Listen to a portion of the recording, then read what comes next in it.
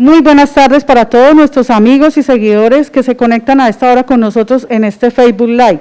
Este ha sido un espacio que hemos venido propiciando para contarles a ustedes algunos aspectos importantes, información relacionada pues con la situación que vivimos actualmente en la pandemia y otras orientaciones que han sido de gran ayuda para la comunidad. Estamos muy contentos de que estén conectados con nosotros, les agradecemos que estén ahí disfrutando y aprovechando la información y de una vez le damos la bienvenida a nuestro epidemiólogo, el doctor Jairo Espino, que nos va a orientar sobre varios temas. Vamos a empezar hablando sobre un tema que ha sido noticia y que se ha abordado mucho últimamente en los medios y en las redes sociales, y es el modelo sueco con que se está afrontando esta pandemia actualmente. Doctor, buenas tardes, bienvenido.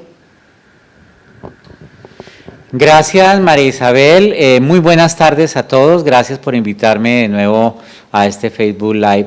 El tema que nos ocupa es muy importante. De hecho, ha sido amplificado y le ha dado pie a muchas personas para decir que deberíamos aplicar el modelo sueco en el manejo de la pandemia. ¿En qué consiste el modelo sueco? Suecia fue uno de los pocos países, si no el único del mundo, que le apostó a no confinarse. Allá no cerraron colegios, ni universidades, ni sitios, establecimientos públicos de recreación, etc.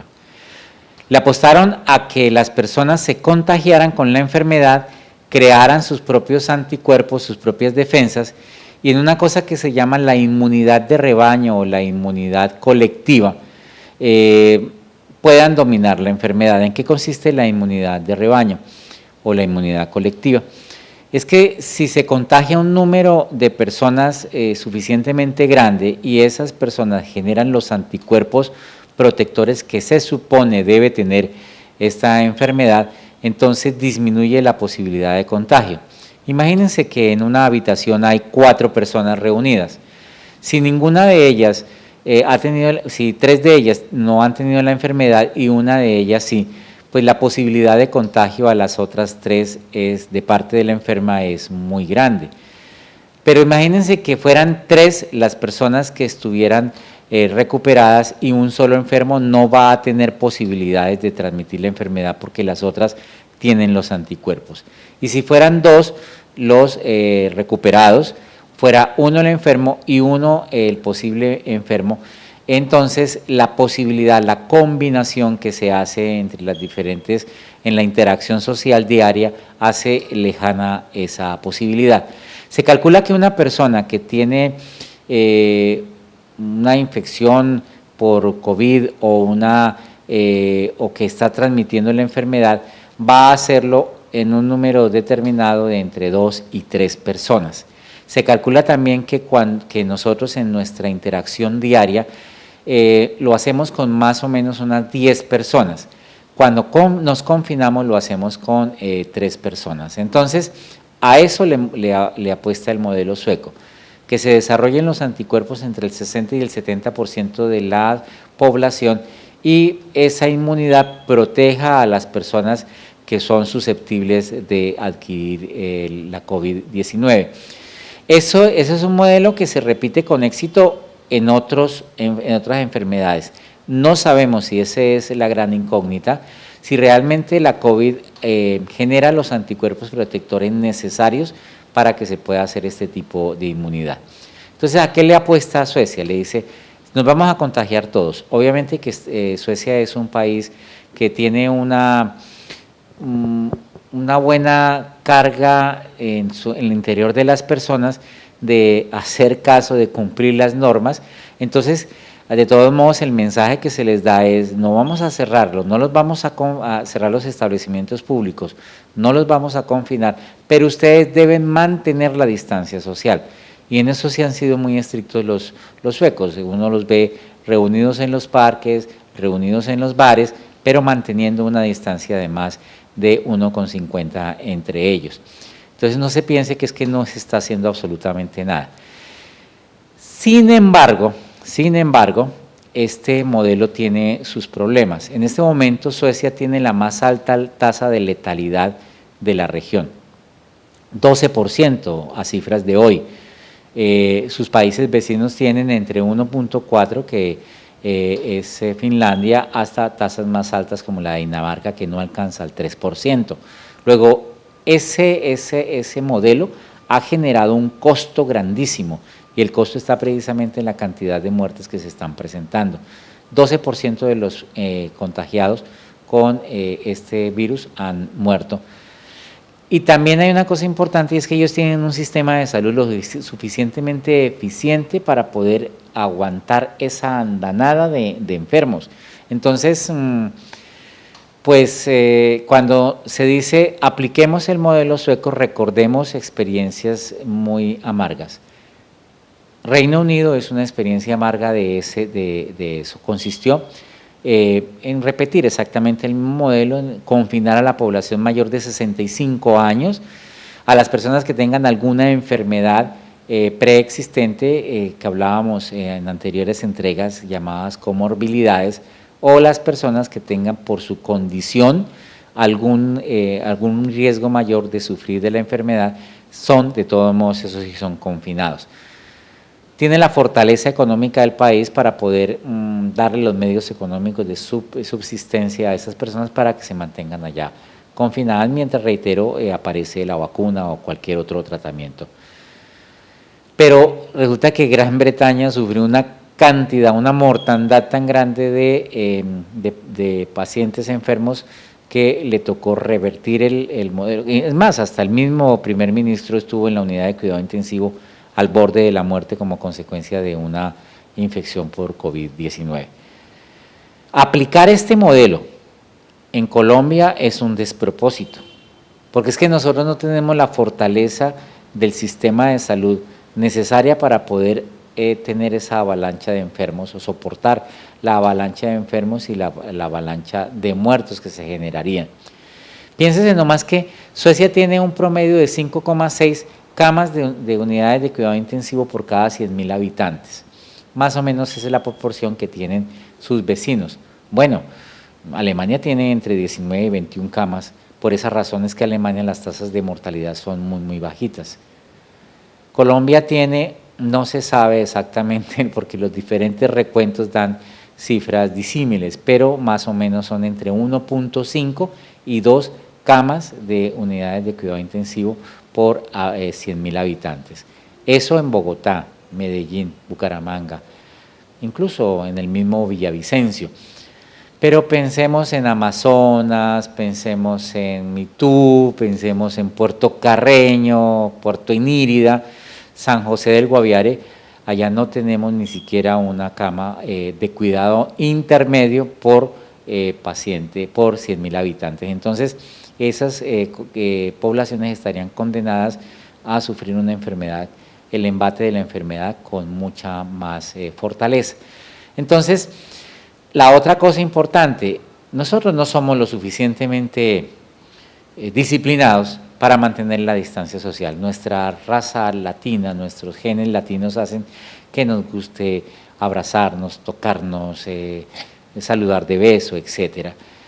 Y otra cosa importante, cuando se dice y se ha visto en la ciudad de Villavicencio y en los otros municipios del departamento del Meta, como cuando se relajan las medidas de confinamiento, toda la gente sale masivamente, y eso es lo que produce aumento de la contagiosidad del virus. Entonces, ¿a qué le está apostando Colombia y la gran mayoría de los países del mundo? No se vaya a pensar que por el hecho de confinarse el virus vaya a pasar.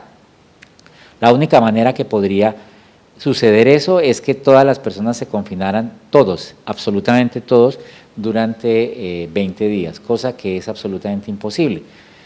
Entonces le juegan a confinarnos para que esa famosa curva que tanto hemos comentado, se baje la capacidad de contagio y se alargue en el tiempo, los enfermos vayan, digamos que a cuentagotas, a los hospitales y ellos tengan la capacidad suficiente para poder ser atendidos. Entonces, esa estrategia del confinamiento, de soltar el confinamiento por oleadas, lo que se está haciendo, por ejemplo, en Bogotá con el sector de las manufacturas, de la construcción, etcétera, y después recogerlo, hacer turnos de 24 horas, es decir, ser muy imaginativos en estas medidas.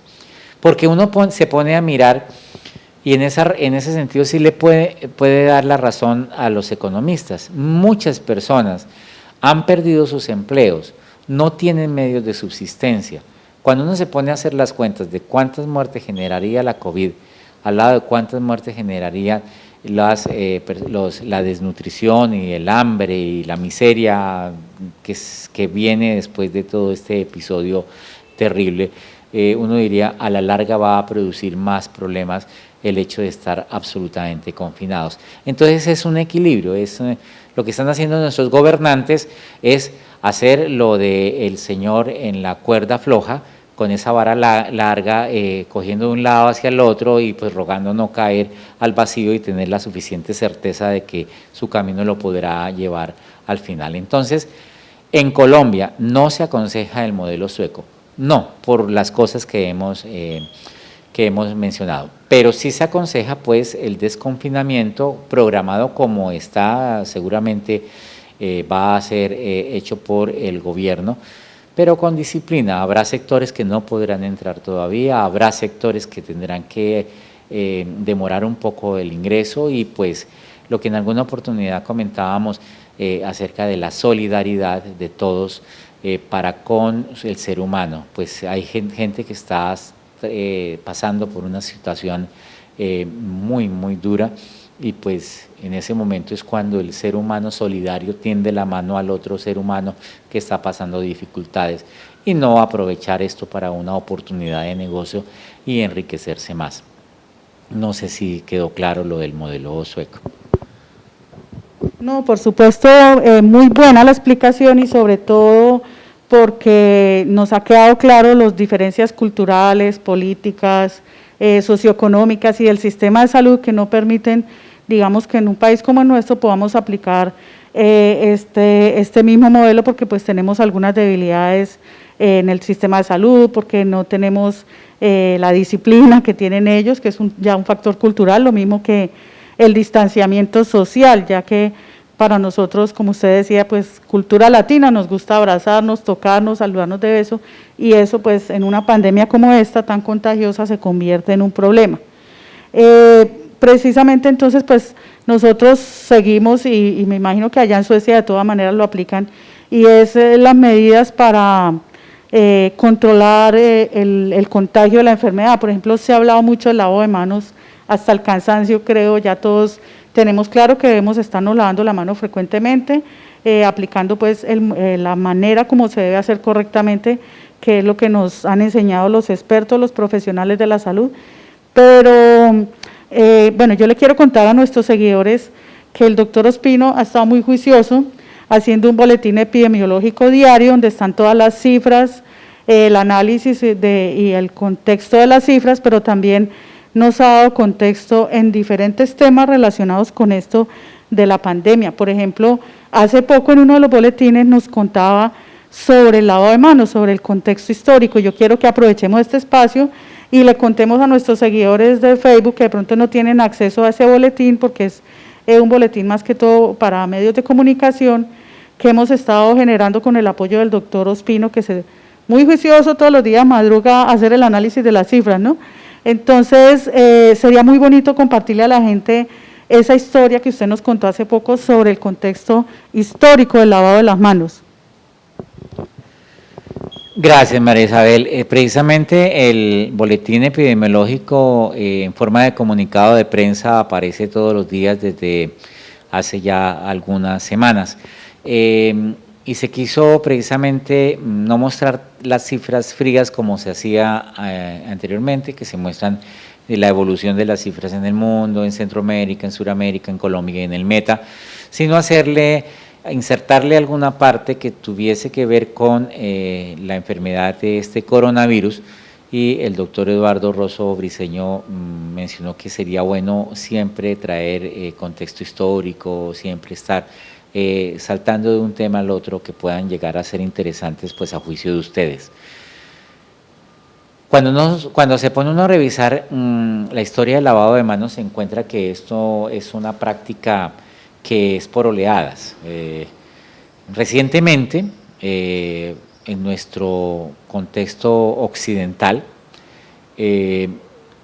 haciendo la revisión se ve que por allá el lavado de manos no es tan antiguo como se piensa.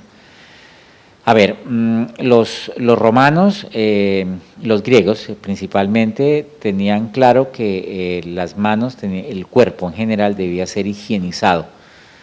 Pero posteriormente entra la Edad Media, y en la Edad Media viene una época de un oscurantismo científico, y solo es hasta la era de la industrialización cuando las relaciones humanas se vuelven más ágiles, pero siempre con el contexto dinerario. Y se descubrió que era importante tratar las enfermedades dentro de en unas casas especiales, los hospicios, donde era más fácil reunir a las personas y gente experta que las tratase.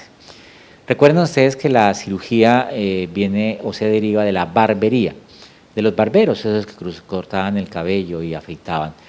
Ellos se fueron especializando en los cortes y así aparece la cirugía. Hacer cirugía, imagínense ustedes por allá en 1700, 1600, sin anestesia, implicaba una habilidad quirúrgica grandísima.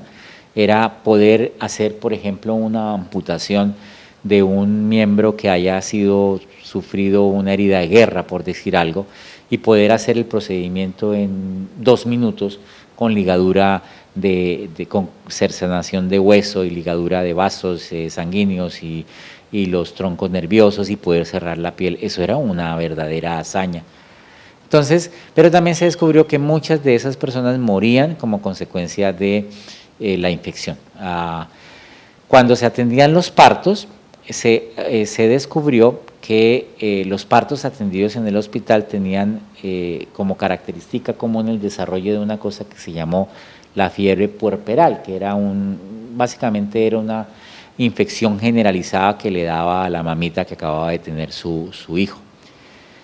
Y una persona muy observadora descubrió, era un médico obstetra, el doctor Ignaz, descubrió que había un grupo de pacientes que no desarrollaban esa infección, que eran las maternas que eran atendidas en la casa, mientras que las que eran atendidas en el hospital se infectaban más fácilmente y más rápidamente.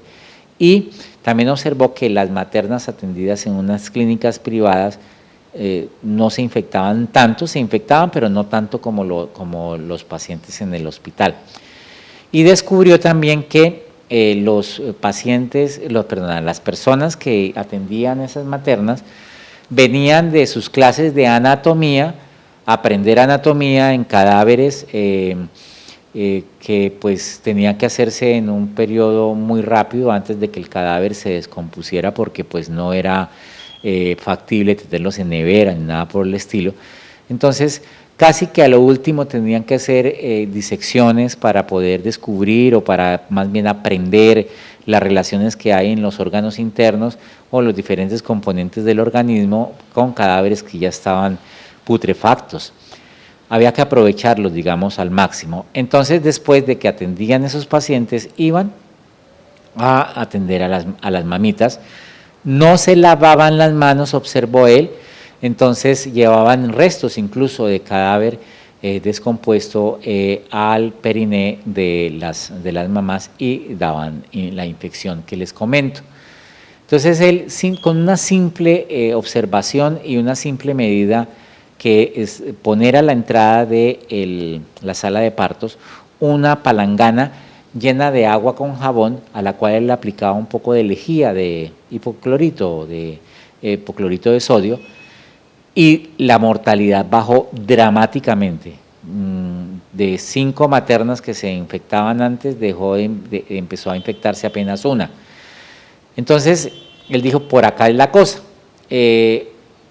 Pero María Isabel murió en ese intento, porque las envidias y las consejas de esa época impidieron que él siguiera desarrollando la idea. En esa época estaba muy arraigada la idea de los miasmas. El miasma era como una es como una condición que da el ambiente a las personas y a través de ellos se desarrolla la enfermedad. Entonces, para los científicos, entre comillas, de esa época, la teoría miasmática era la explicación de la fiebre puerperal y no otra cosa. Incluso el carácter del médico era un carácter algo irascible. Él peleaba con todo el mundo, de hecho fue sacado del hospital. Hay varias historias acerca de haber sido encontrado muerto porque se suicidó o porque fue encerrado en una de estas casas de enfermos mentales y murió. Pero sus enseñanzas fueron recogidas por un médico inglés, que es el doctor Lister, y él por primera vez logró hacer que la gente se lavara las manos y lavara en el sitio de quirúrgico. Y fíjense, empezaron a no infectarse tanto las personas. Entonces, el lavado de manos, ¿cuánto tiene, María Isabel? ¿200 años? Muy poquito, ¿no es cierto? Y es que a nosotros se nos olvida, después vino una época casi que de desuso de esa práctica, y recuerdo las frases de muchos de nuestros padres, de abuelos, que decían: lávate las manos antes de comer, lávate las manos después de ir al baño. Pues es básicamente recordando esas enseñanzas. Y ahora pues con este coronavirus pues ya es mandatorio, tenemos obligatoriamente que lavarnos las manos. Esa es la historia del lavado de manos. Pues muy interesante conocer este contexto histórico. Muchos seguramente pensábamos que el lavado de manos había existido toda la vida, por decirlo de alguna manera, y resulta que todo tiene como una historia y todo tiene un principio. Y pues creo que muchas personas en este momento hemos confesado y admitido que aprendimos a lavarnos las manos, porque sí, siempre pues había momentos en que era necesario el lavado de manos, pero muchas personas no sabíamos hacer el lavado de manos correcto, y creo que, bueno, una de las herencias positivas que nos deja esta pandemia es que ya muchos finalmente pues aprendimos a hacer el lavado de manos correcto, que es el que siempre ha practicado el personal de salud y que pues nos han venido compartiendo ese conocimiento, nos han venido enseñando.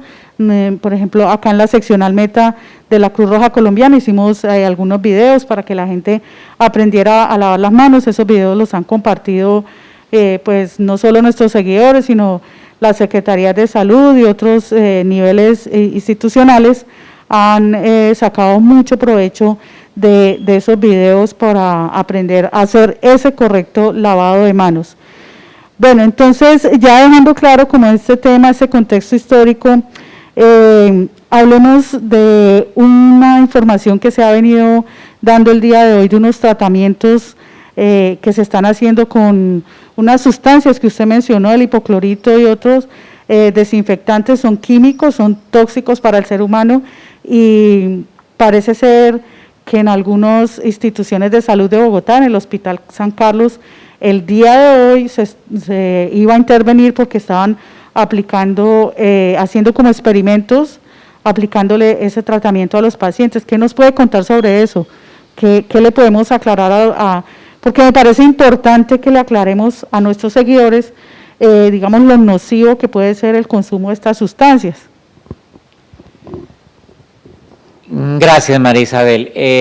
Cuando en algún Face anterior mencionábamos los tratamientos alternativos de la COVID, mencionábamos la importancia de los suplementos dietéticos, de la alimentación, etcétera, y desaconsejábamos la utilización de productos que no tenían una fortaleza científica necesaria para poder decir que sí servía. El dióxido de cloro es un químico que se está utilizando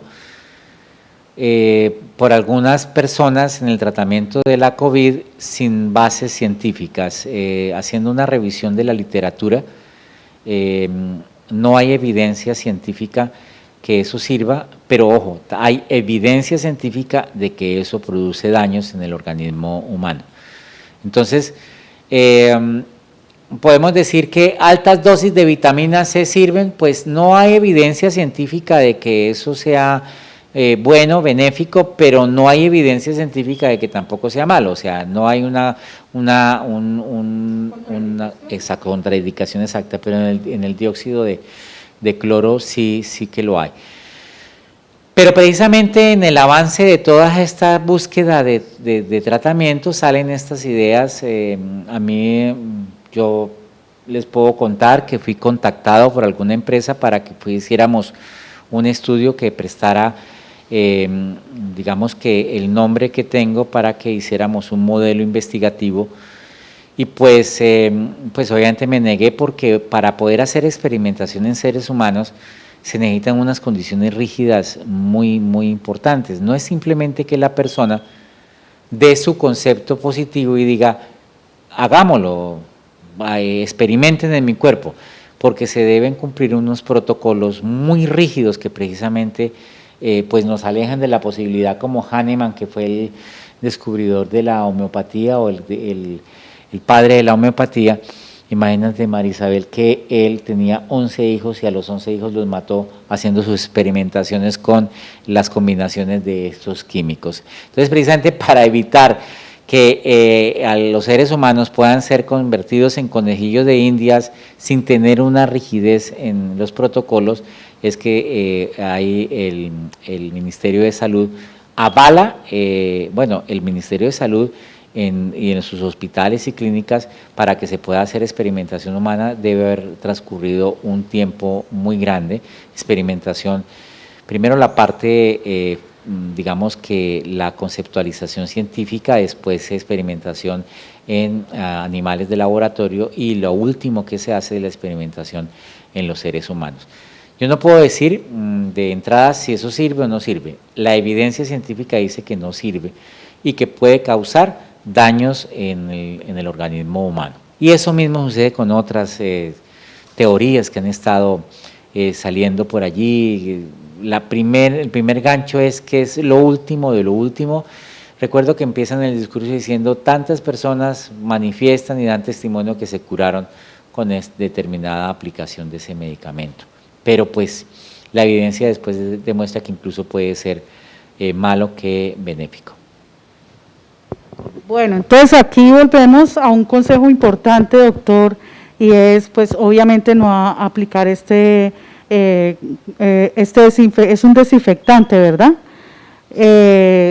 También he escuchado que hablan por ahí del hipoclorito, de este que es clorhidrato, bueno, y fuera de eso tampoco debemos automedicarnos, que es a donde también es importante llegar, y es ni utilizar estos desinfectantes que está comprobado, como usted dice, que son tóxicos, que son nocivos para el organismo y que tampoco hay pruebas científicas de que puedan ser benéficos o puedan ayudar con la enfermedad, y mucho menos tampoco debemos automedicarnos. Si nos sentimos mal o tenemos síntomas respiratorios, lo que sea, pues lo lógico es consultar a los médicos, así sea por teleconsulta, como se está recomendando en caso de síntomas respiratorios, pues para evitar la expansión del contagio en caso de que fuera un caso de COVID-19. Entonces, la recomendación que siempre se da en esta y en cualquier circunstancia es que los medicamentos y los tratamientos deben ser formulados por profesionales de la salud que están capacitados para eso y que pues nos dan una garantía de buscar siempre el beneficio y el bienestar de las personas. Era necesario esa claridad, y pues ya se nos está agotando el tiempo. Siempre hay muchos temas por hablar con el doctor Ospino, con todo este tema de la epidemiología, que lo vamos a dejar de una vez invitado y comprometido para que vuelva pronto y podamos abordar muchos temas que se nos quedaron en el tintero. Pero antes de despedirnos de nuestros seguidores, sería bueno contarles brevemente cómo estamos, pues para aprovechar su conocimiento epidemiológico, cómo estamos como con el tema de las cifras, de la famosa curva, y como ese tema de la aplicación de pruebas y de toda esa tecnología que está al servicio de esta pandemia. Entonces, para que les contemos brevemente, ya como para despedirnos de nuestros seguidores y que no se nos desconecten sin escuchar esta parte que también es muy importante. Sí, hay un artículo muy interesante en uno de los periódicos de la capital, creo que fue el viernes o el sábado, un columnista mencionaba acerca de, hacía la diferenciación entre los expertos y los políticos. Y decía, hablando directamente de los epidemiólogos, que nosotros hacíamos unas predicciones sobre unos modelos matemáticos y que siempre que íbamos a explicar el modelo matemático decíamos, esto se monta sobre la base de la variable X, sobre la variable Y, y que la variable Z se comporte así, y que la variable W no vaya a tener el impacto suficiente. Es decir, eso es un modelo teórico, absolutamente teórico. Pero al lado de los epidemiólogos, pues también están los otros expertos en modelos económicos que dicen que la recesión que vendrá después del confinamiento es del tanto por ciento y eso producirá determinadas muertes por desnutrición, etcétera, etcétera. Y por el otro lado están los expertos de comunicaciones, de imagen, que dice usted no puede continuar con eso porque más adelante su imagen va a caer tantos puntos. Entonces, quien decide es el político al cual nosotros elegimos para que tome decisiones de este tipo. Entonces, lo importante es que haya un adecuado diálogo entre los saberes, pero lo más importante es que el bien principal sea el bienestar de las personas y no los egos. Dentro de los modelos matemáticos que he hecho, entre los modelos epidemiológicos, yo calculo que nosotros estamos hasta ahora empezando en Villavicencio y en el Meta este problema. Nos impactó muchísimo el problema de la cárcel. La cárcel disparó el número de casos a un número que teóricamente debimos haber tenido en Villavicencio en unas 2 o 3 semanas. Pero también es cierto que la dinámica de confinamiento de las personas privadas de la libertad hace que las cadenas de contagio no puedan exportarse al resto de la comunidad. Sin embargo, también es cierto que las pacientes graves y los pacientes que vayan a la unidad de cuidado intensivo van a consumir los recursos del sistema de salud. Entonces, haciendo el modelamiento de la cárcel, pues yo puedo predecir teóricamente, reitero, teóricamente que no se sobrepondrán las dos curvas y que nosotros enfrentaremos con éxito las contingencias derivadas del establecimiento penitenciario y carcelario de Villavicencio. No así el asunto, bueno, ahora qué va a pasar con Villavicencio y con el Meta, los demás municipios del departamento del Meta. Cada uno tiene una dinámica, fíjense que ya la dinámica de Granada empezó a dispararse, ya van 4 casos allá, la dinámica de Mesetas por el lado de San Juan de Arama, tenemos casos en Acacías. Ellos tienen un particular crecimiento. Esta enfermedad, reitero, tal vez lo habíamos mencionado, es exponencial. Una persona puede infectar, dicho de manera burda, a 2 a 4, 4 a 16, 16 a 32 y así de manera exponencial. Las medidas hechas por los gobernantes en el sentido de confinar a las personas es precisamente para evitar mucho contagio, pero creemos, para responder concretamente la pregunta, en este momento tenemos un número grande de contagiados en la cárcel, tenemos un número, digamos que sorprendentemente bajo de contagiados en Villavicencio, pero ese número bajo no nos debe decir que ya estamos pasando el problema. El problema en Villavicencio, en el Meta, en los departamentos, en los municipios del departamento, hasta ahora está empezando. Y bueno, ¿qué nos puede dejar las lecciones de otros países? Eso, cumplir con el confinamiento, el distanciamiento, el lavado de manos, la higienización, etcétera, que son como las que mantienen contenida el virus. Tal vez yo escribía en uno de esos boletines que algún epidemiólogo reputado me decía, pero si nos vamos a enfermar todos, algo así como el modelo sueco, el 80% vamos a estar contagiados, entonces hagámosle de una vez. No estamos preparados, reitero, y enlazo con la primera parte de este Face, es que no estamos preparados en el sistema de salud en este momento el esfuerzo de los gobernantes han hecho que tengamos una capacidad instalada grande de camas de cuidado intensivo esperando pues a los pacientes, pero no podemos exigirle que de un momento a otro puedan acudir 700, 800 personas a los hospitales porque no vamos a tener cama para tanta gente. Entonces, calculamos que con las medidas de desconfinamiento que se cree que se van a tomar a mediados o a la tercera semana de mayo, nosotros vamos a tener un pico epidémico acá en nuestra enfermedad, posiblemente a mediados, segunda, tercera, cuarta semana de julio, vamos a estar en la etapa grande. Porque es que una cosa que hay que definir, esta enfermedad tiene eje exponencial, llega a un pico y empieza a decrecer, porque es que a medida que va subiendo hay muchas personas susceptibles, pero a medida que esas personas se contagian, crean anticuerpos y entonces ya cada vez menos susceptibles, entonces va a llegar el momento en que se agote naturalmente la enfermedad. Pues la teoría dice que posiblemente venga una segunda ola en noviembre, pero todo esto es teórico. No sé si en medio de semejante perorata haya quedado claro, María Isabel, lo que me preguntaste.